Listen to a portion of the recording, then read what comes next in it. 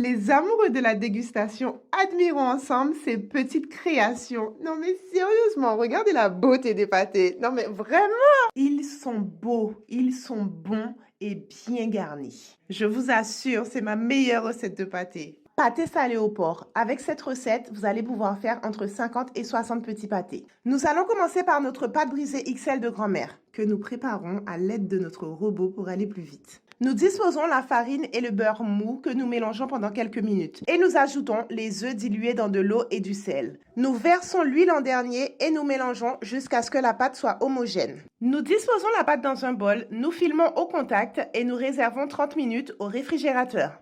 Pour la recette, j'ai utilisé 1,1 kg de rouelle de porc. J'ai nettoyé ma viande avec de l'eau citronnée et vinaigrée. J'ai par la suite versé de l'eau bouillante citronnée sur la viande. Pour l'assaisonnement, j'ai utilisé le jus d'un citron entier, un oignon, un poivron, une branche de ciboule ou de cive, une branche de persil, 2 piments végétariens, 3 gousses d'ail, du sel, du poivre et de l'assaisonnement pour de la viande. Après le temps de repos, je laisse ma viande cuire dans une casserole, je rajoute un tout petit fond d'eau et je laisse ma viande cuire dans son propre jus. Lorsque l'eau de la viande s'est évaporée, je vérifie la cuisson. Si ma viande n'est toujours pas cuite, je rajoute un verre d'eau. Après le temps de cuisson, je mixe la viande avec les morceaux de gras. Voilà à quoi doit ressembler votre viande. Nous réservons la viande et nous passons à l'assaisonnement de notre farce. Il va nous falloir 2 branches de ciboule ou cive, un oignon, 3 gousses d'ail, 2 piments végétariens et un piment antillais entier. Je mixe pour aller plus vite, mais vous pouvez les hacher finement. Un petit bouquet de persil, un filet d'huile et nous mixons.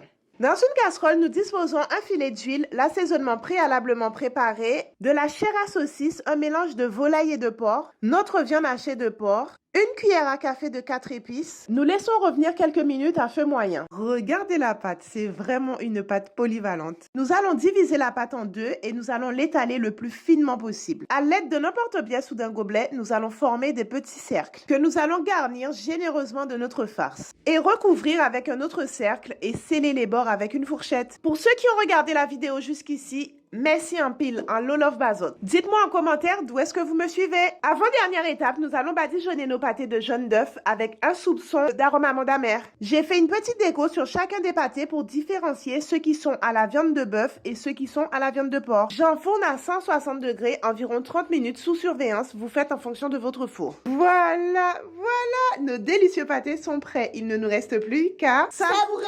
Pour plus de recettes, www.maracook.fr